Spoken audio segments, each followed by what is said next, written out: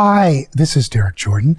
Thanks for joining us today for this show about the health concerns surrounding 4G and 5G technology. You may recognize me as the host of the World Fusion Show, but this show is not a music show. Rather, it concerns health and safety. And I am also a member of NDCAP, the Nuclear Decommissioning Citizens Advisory Panel. I've been serving on that panel for 4 years, and we have been charged with investigating and reporting on all the issues around the decommissioning of Vermont Yankee. But this show is not about that kind of radiation. We're today going to talk about non-ionizing radiation. I'm joined today by two wonderful experts in the field, Cece Doucette and Annette Smith. And we are, just want to say, Annette is the director of Vermonters for a Clean Environment. And she's done many things working on behalf of the public. She was also awarded the title of Vermonter of the Year by the Burlington Free Press in 2017. Cece Doucette is a technology and education director at wirelesseducation.org, and has been a tireless advocate for all things EMF in the Boston area. I want to say welcome to our guests today, Cece Doucette and Annette Smith. Thank you for joining us. It's great. So I'd like to just start by defining some of our terms, because there's a bunch of acronyms as normal. So first of all, what is 4G and 5G? So 4G and 5G are parts of the electromagnetic radiation spectrum that have been licensed and are about to be licensed for 5G, where that's what's carrying our signals back and forth with our cell phones. And right now, the industry has pretty much used all of the good spectrum with 3G and 4G, and those used to be longer wavelengths. And G stands for what? Generation. Right. Thank you. Mm-hmm. So right now we're on the 4th generation, mm-hmm. and the industry is spinning us up to get into the 5th generation. Mm-hmm. But what's left of the spectrum are these tiny little millimeter waves that can't go very far, nor can they go through buildings like 3G and 4G do. Even trees can block them, right? Yeah, or a leaf. Yeah. So it's not like we're going to just get rid of 3G and 4G and then have 5G. 5G can't work without the others, so we're going to densify and add a lot more infrastructure for 5G. So we're piggybacking on 4G and 3G. Yeah. Okay. So what about EMFs, RF, electrosmog, which is a term I love. What about that? How would you define that for us? So RF stands for radio frequency. Mm-hmm. And for example, if anybody who's listening today has an iPhone, if you take it out and go into settings, remember the acronym GAL, like this gal on this program taught us how to find this. From settings, you go into general, and then up at the top you hit about, and then all the way down you hit legal. And at the bottom of legal is RF exposure. That's the legal fine print that the industry has had in there forever. And that RF exposure is radio frequency, microwave radiation that the industry politely calls energy.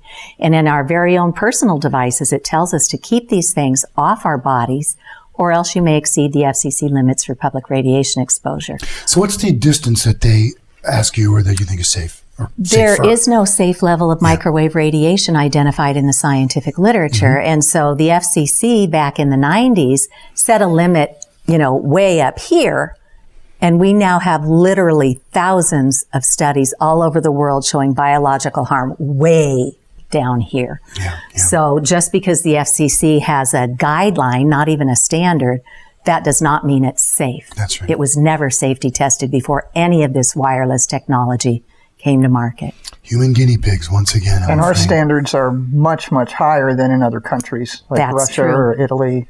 They have much lower standards. So they're allowed, you're saying the higher standards mean we're allowed more exposure with our phones, et cetera. And it's cumulative when you have Wi-Fi in your house and you have your cell phone and you keep adding on to it. And then you think about adding these 5G antenna on every utility pole, and that there have to be tens of thousands of them, and not just towers, but actually on I hear the on 5G poles. towers need to be every 1,500 feet in order to be effective in a population center. Yeah, and the way the industry is spinning that up is they're saying you're going to have faster speeds, you're going to have, great downloads, you can get a movie in 2 seconds or something. But some good news on that front. Just this week, Senator Blumenthal from Connecticut has been calling out the industry. Back in December, one of the new FCC commissioners is Brendan Carr, and he made a public statement saying, 5G is safe. Oh, yeah.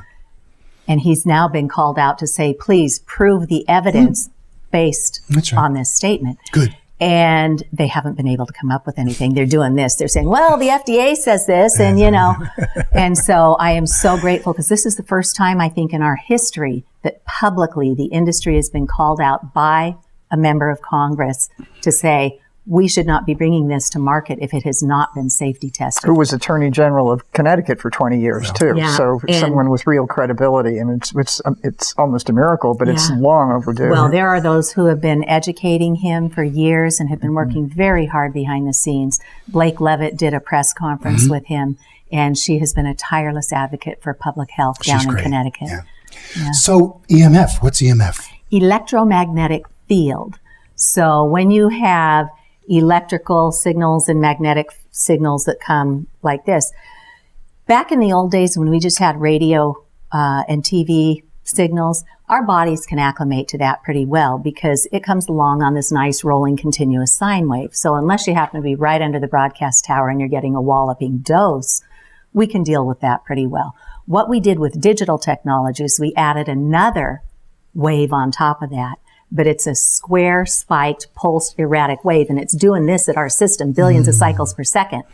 And that is what the science is showing is physiologically harming our systems at the non-thermal level. And that's Right. critical That's key. because the industry got this technology to market saying, you have to have heat before you can have harm.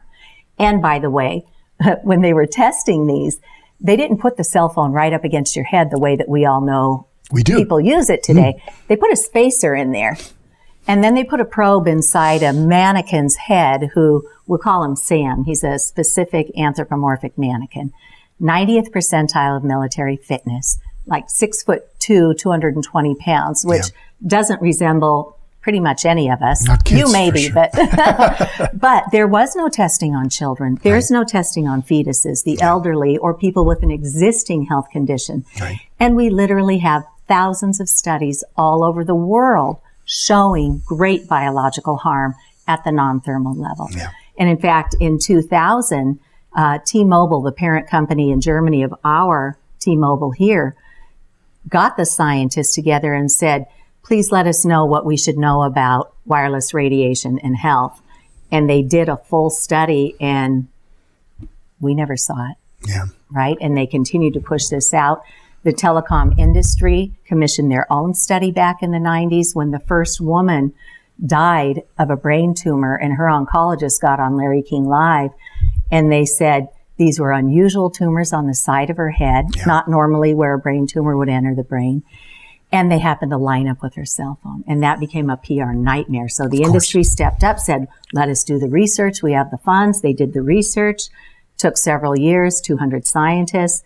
And the head of that was Dr. George Carlo. He came back and said, pretty much, it probably was that cell phone. And children are more vulnerable. Yeah. Rather than protecting the public, what did the industry do? They got the Telecom Act. And in that, they say you can't claim any kind of environmental harm. And this was the FCC ruling, right?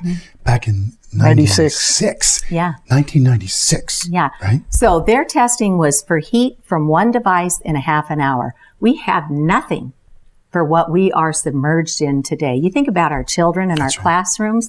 The industry has pushed that 21st century classroom at the state level.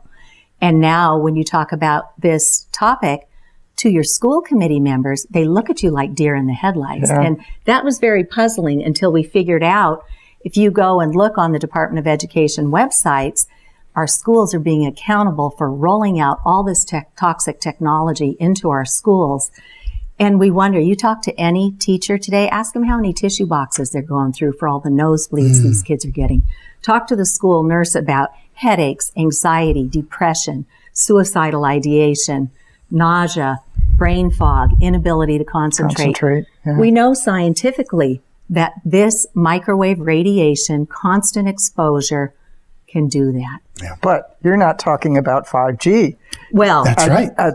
Right. We're still at 3G and 4G. But we have to understand there is no safe level of microwave radiation. And so now what the industry is doing, because they want to keep forcing us down this path of wireless, is they're putting these things outside our neighborhoods. I was just asked to speak in Cambridge, Massachusetts to their Pole and Conduit Commission last week. And there were neighbors sitting right in there where the industry's already started putting in these small cell antennas. And the way the industry has set this up with their own laws is if you let one permit through from one vendor, you have to let every single vendor in. So you could wind up with dozens of these antennas pulsing right outside your home, literally at street level, not 300 feet in an industrial park. That's right. But small cell antennas for 5G and 4G, they're Right doing on your now. telephone pole. Or Right there, wherever. right outside where you're trying to So sleep. what we're really talking about is, back to this term, electrosmog, right? And that we're in this sea of EMFs at this point. Now, what about cell phones, iPads, laptops? What about the frequencies that we're getting from them? So we've been taught all Wi-Fi all the time. We've bought into this whole convenience, and there are some great applications for this. In a controlled medical situation, you can use radio frequency radiation to stimulate stem cell growth or bone cell growth. But in this ubiquitous way that we're now, as you said, drenched from our own devices, let alone what the industry's putting outside our homes, our bodies can't catch a break. And we know there are several ways that this biologically impacts us. First, in the wee hours of darkness, as part of our circadian rhythm, we are supposed to have melatonin released from the brain. It goes in and regulates our sleep cycle, and it helps to escort the toxins from regular cell repair and regeneration, helps to escort those out of our bodies. Now, our brain cannot decipher between natural daylight and this constant pulse of this light energy form that's microwave radiation. So now we've impaired our body's ability to release the melatonin to be the clean-up mechanism and to help us sleep properly. So that's one effect we know. We also know it can cause things in our blood to clump together, to magnetize and create this Rolo effect. So now you've got your blood cells glomming together and they can't go and freely oxygenate where they need to be going throughout our bodies, right? A third thing, and Dr. Martin Paul speaks a lot about this, is the voltage-gated calcium channels. So I'm not a scientist, but I figured out how to say this in a way that I think most of us can grasp. So we have a cell wall on all of our cells. This constant pulse of microwave radiation breaks that cell wall, causes a leakage that then creates this free radical called peroxynitrite. That is a really damaging free radical that then goes into where your weakest proclivity is. Maybe it's your heart, maybe it's your brain, maybe it's your breast, maybe it's your testicles, whatever. But we know that this free radical peroxynitrite is looking to be the smoking gun. And by the way, the food chemicals, glyphosate and so forth, also produce peroxynitrite. So if you're not eating a clean organic diet, your poor body's already, fighting things off, and now you're layering this on top of it. So we know scientifically, we now know the mechanisms of harm. And for many years, the industry said, well, there's no mechanism of harm. They can't say that anymore. Now we they know. know. And our government has not been the best in the world about doing its own research. But back in November, on November 1st, the U.S. National Toxicology Program, which is part of the National Institutes of Health, released a decades-long study that they had been doing, $30 million, to go in expecting to prove that cell phones are safe. And instead, they found clear evidence of tumors in the Schwann cells of the heart. That's cancer. They also found additional evidence of brain tumors and DNA damage, which we know is the roadmap to grow a proper human.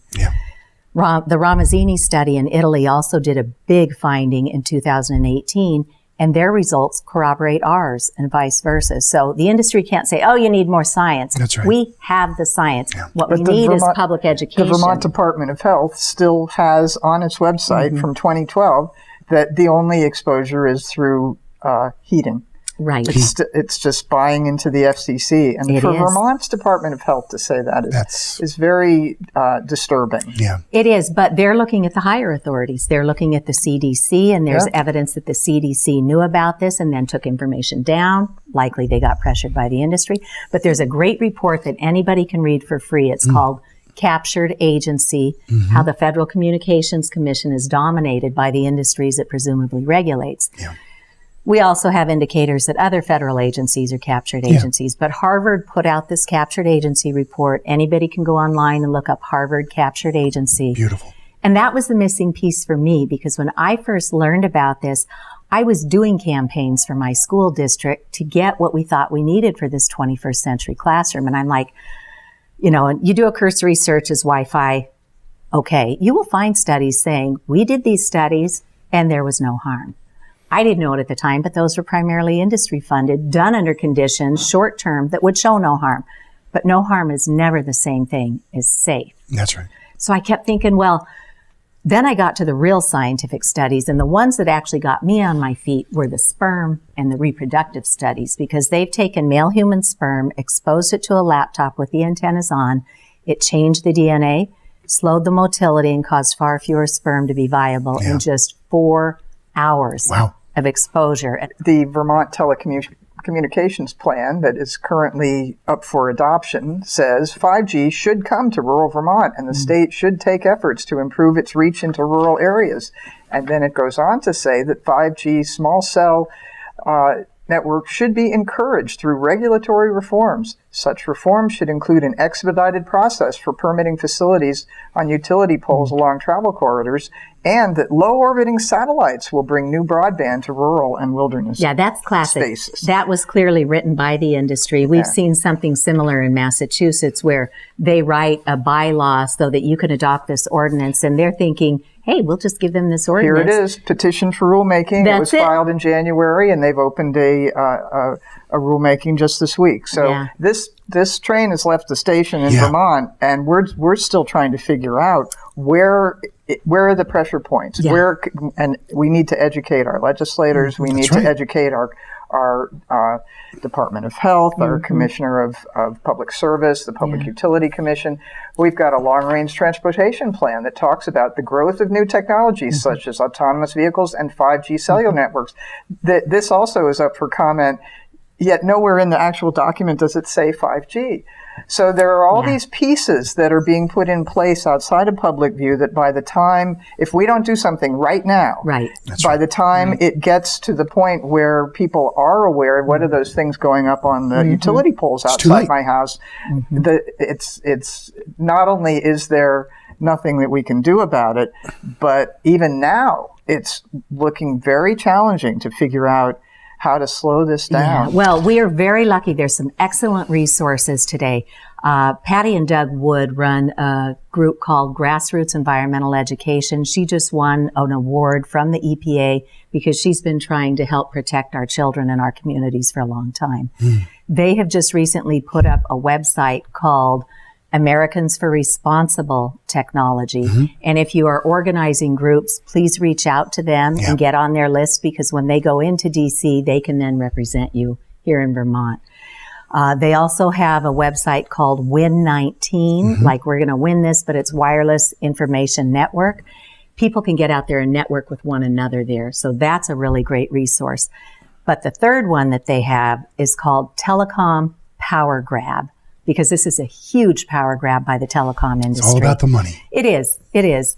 And nobody's looking at the health, but thank goodness for Senator Blumenthal and Congresswoman Eshoo. Congresswoman Eshoo has just put forth a federal bill to retain or restore local control in our communities, to say if or where we even want this technology.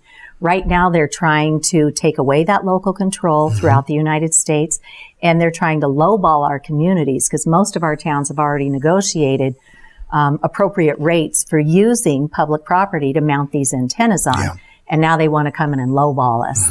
So they write these ordinances and say, oh, here, we'll make this easy for you to, the wave of the future and all this. Well, first of all, it's not safe. It's not secure with all this data going through the air.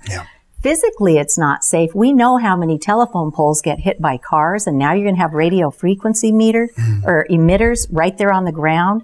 And they're not small cells, as they would coin a phrase. These things might be this big on the pole, but they come with a refrigerator-sized, energy box that has to be used to make those things run. Yeah, at the base of the pole or whatever, yeah. Well, and 5G is I think, reasonably described as 4G on steroids. Mm-hmm. It is the frequency that the military uses for crowd control, and it burns skin. Right. And skin is our largest organ. Right? So, this is a very scary technology that is being proposed to be put on every, in front of everybody's house, on every pole. Yeah. And so it's, people who know Senator Leahy, who know Senator Sanders. We already have heard from Congressman Welch, disagree with you. We need to get this through. So we need our senators to support Senator Blumenthal's work. Yeah, absolutely. Yeah. Now, can I say something? Annette, I want to go back to the point you raised about this Vermont telecommunications plan that is currently before the State House. And there was testimony on it last week. We expect more testimony, but we don't know when this vote is going to happen. And it's in the Senate Finance Committee. Could be soon. Yeah. This vote. This is really one of the main reasons that we wanted to do this show, so we could get the word out to Vermonters, so that people, if they're concerned, could then contact their state reps and express that concern. Yeah, they can go to legislature.vermont.gov, look at who they know, who's on the Senate Finance Committee, which is the key committee. Your area's Senator Becca Balint is on it. And for people in other parts of the state, that's the key committee. Yes. But all legislators need to get educated about this. And we found that it's really best not to bombard people with emails, but to if you send them an email, follow up with a phone call. They are receptive to hearing from their constituents on Sundays and Mondays, and people who can do it need to go to the State House. Even to go in person is better. Go over the lunch hour, because the legislators, they say to us, we get lobbyists all the time. We don't see average Vermonters, and we find they're very appreciative when people come in and sit down in casual time, not while they're in committees and things, and talk over the issues of concern. Then if they're not on a key committee, they can talk to someone else. This is something that we've done on any number of health issues that are challenging, and the legislators really do appreciate it when people take the time to actually go to the State House. But you need to be very respectful of their time, too. I would like to change the topic slightly and just talk for a minute about smart meters. So what can you tell us about smart meters and, the type of frequency they emit? Is that dangerous? Well, when I saw there was a lot of uproar going on in California and in Maine over smart meters, this was several years ago, maybe 2012,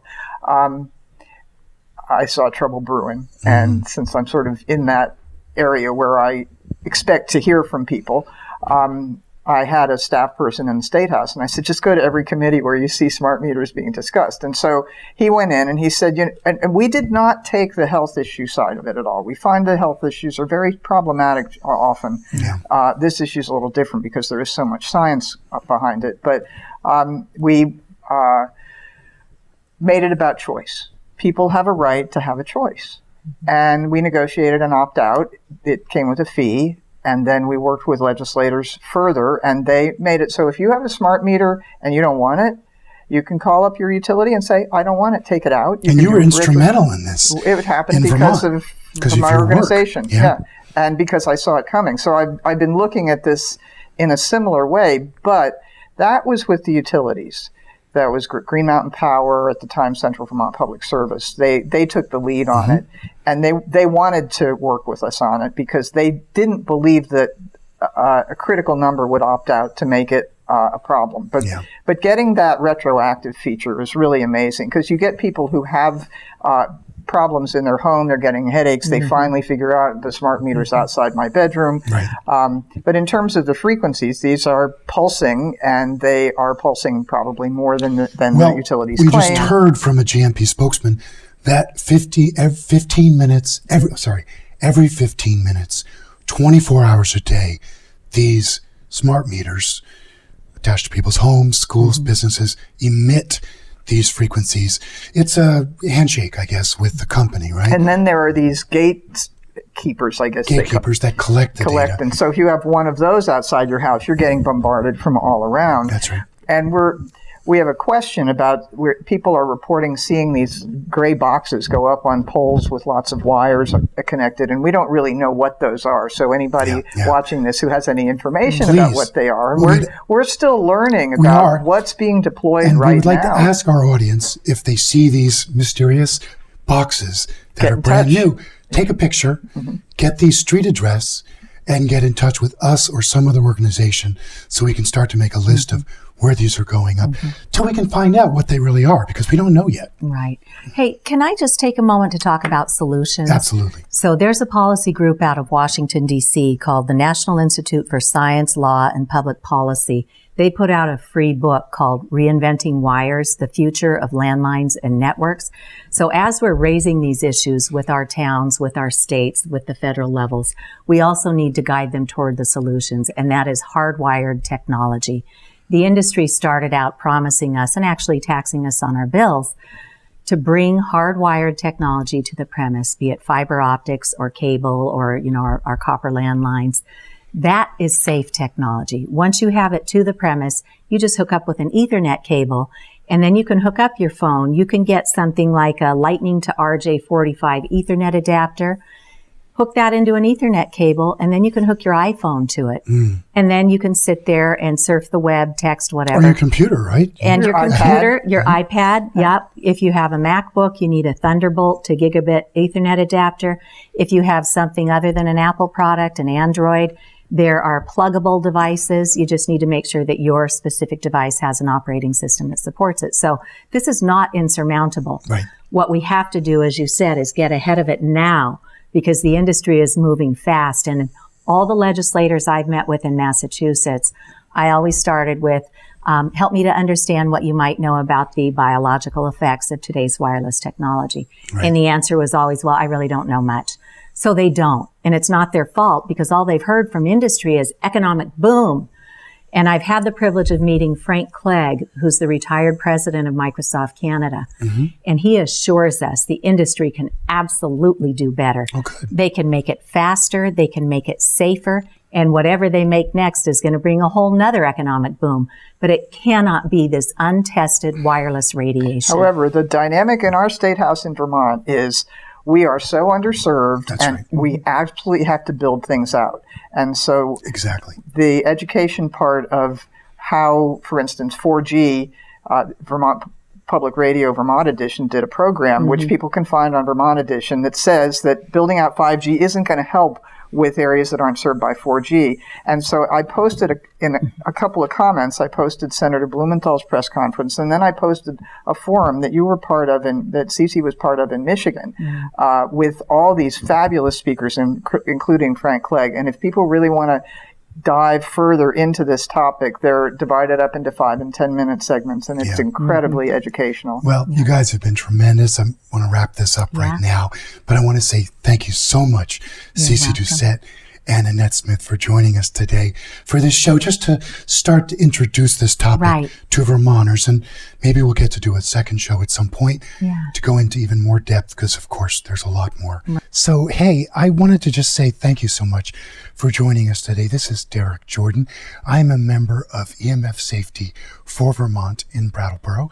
We're trying to help bring a lot of this information together and become a resource for people, in terms of learning more about it. Thanks so much. And hey, stay tuned. We're going to have more stuff. And thank you so much.